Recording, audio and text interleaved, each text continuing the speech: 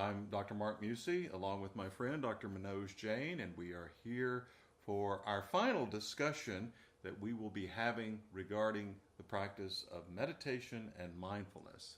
And our topic today is happiness. So, Manoj, in my presentation that I was making about happiness and talking about the ways in which mindfulness leads to certain transformations in our lives that ultimately lead to happiness, I make a distinction between happiness and pleasure. And I do this because I think in our culture, and perhaps other cultures as well, many people confuse happiness and pleasure, thinking that if they simply have enough pleasurable experiences, they will be happy. And I think that's a problem. In fact, I say in the presentation that that confusion may in fact lead us to unhappiness because these pleasures that we have are oftentimes very fleeting. I also say that one of the things that mindfulness does in helping us to experience happiness is to recognize the things that do not make us happy. In other words, to recognize when we are attached to certain kinds of pleasures.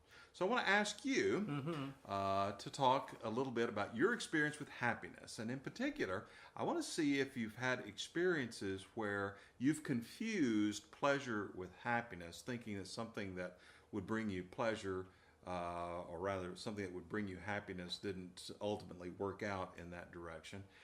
And then secondly, maybe a thing that did in fact bring you happiness. So in essence, Mark, I think what you're asking is, Manoj, are you happy? And that's a very fundamental question that we have to ask. In fact, I ask that question of myself every day. And I've been doing that for decades. The answer is difficult.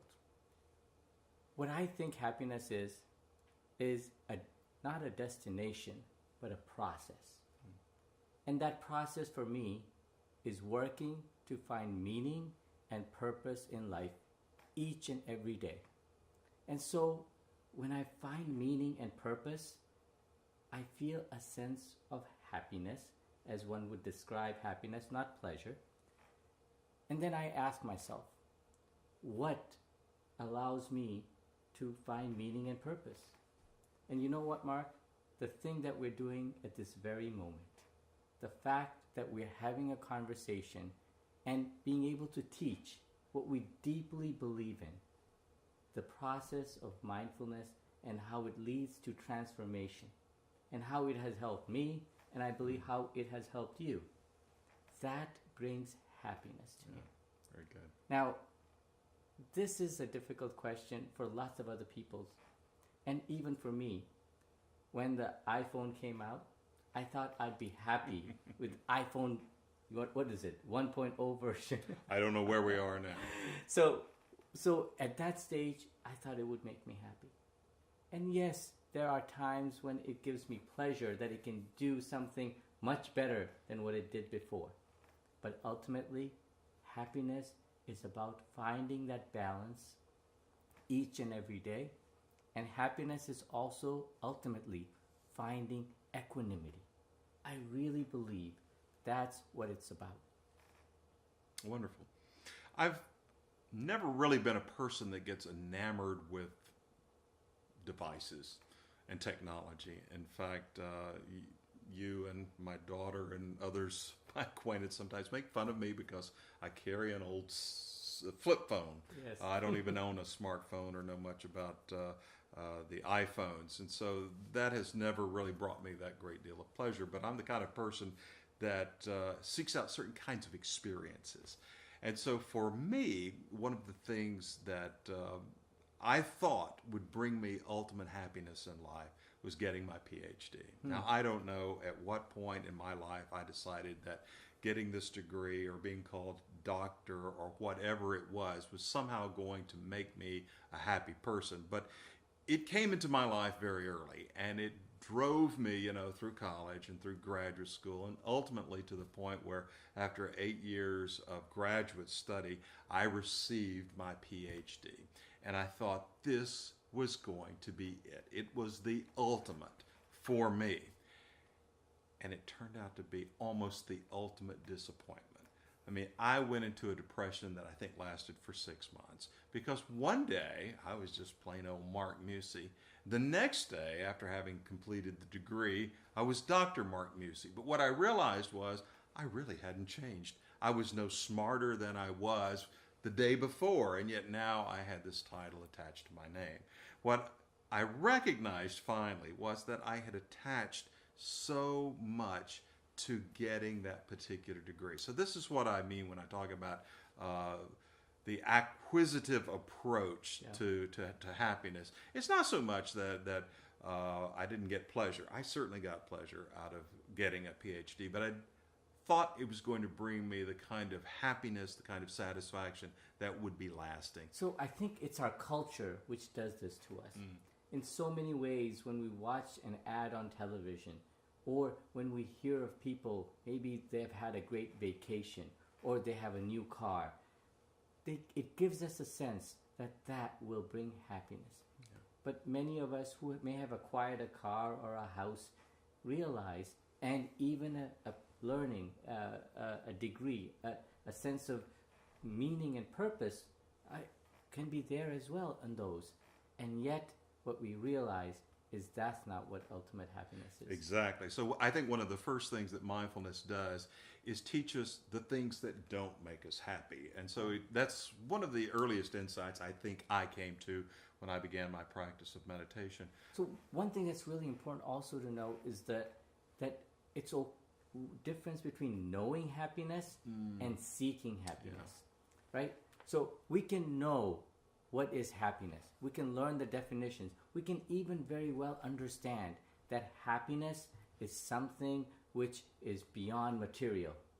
But then we have to ultimately ask, are we seeking it or not? Yeah. If you're not seeking happiness, you will not find happiness. And what I believe is that mindfulness is one of the initial steps that allows us to seek happiness. Let me give you an example of how I think mindfulness has helped me be happier. I liked what you said earlier about how difficult it is to really say if you're happy or not, but I think I can say that mindfulness has brought me greater happiness in the sense that I have at least a quantitatively greater experience of happiness than I would have had I not practiced meditation. So I may not be able to say that I am happy in a kind of categorical way, but I can say that I am happier. And one of the ways it has happened for me is by making me more realistic about certain experiences in my life. I, as you know, suffer from a terrible neurological condition that causes me great pain. And it's been going on for about 40 years, ever since I was in college. And for the first decades, I suppose, of this experience, I had no treatment for it whatsoever. I'd had these really intense headaches. And what caused me so much suffering was not just the pain, and the pain was intense, but even more than that was anticipating the fact that these headaches would come and feeling that it was so unfair that I should experience this. After I began to practice mindfulness meditation, the pain that I experienced was mitigated somewhat, not completely. I can't claim that I was able to handle the pain simply by meditating, though it helped a little bit. The medication helped a great deal as well. But where it really helped me was overcoming this sense that somehow it was unfair that I should have to experience this. And I think this is part of what happens when we become very ego-centered in our lives. We think this shouldn't be happening to me. I shouldn't have to suffer. I shouldn't have to experience this kind of pain. So mindfulness allowed me to see that everybody suffers. Yeah. Everybody experiences pain. Why should I be an exception? And so by doing that, I was able to accept the pain and hence, almost paradoxically, reduce the suffering. So in science, in medicine, we call that cognitive restructuring. What you did was very profound and actually very therapeutic as well. You took a situation where you had little or no control, and then you were able to put it into a context that situation did not make you, force you to ruin the other good or pleasant or pleasurable or even calm and peace making experiences that you may have. So you were able to cognitively restructure your thinking. The mindfulness practice allowed you to do a lot of that. And that's where mindfulness and the practice of meditation does.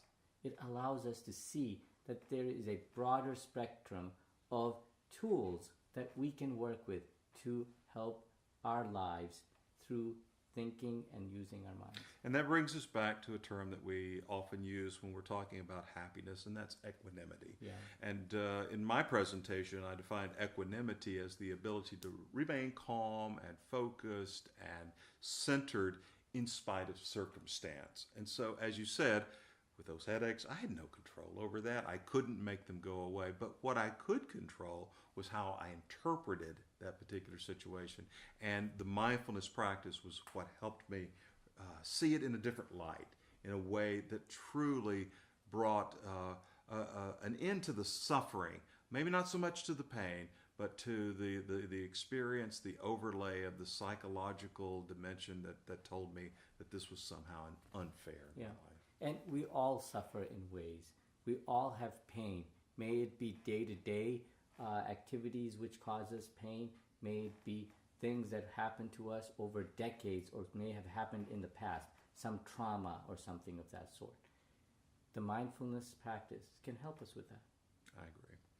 And so this is the moment at which we draw this conversation to a close. We have taken you through the mindfulness model as we've developed it over a number of years. We've had conversations about what causes our distractedness, our restlessness in life, and hopefully have shown you some of the ways in which mindfulness brings us a greater sense of happiness. We hope that you've enjoyed your trip with us and that you'll join us on future adventures.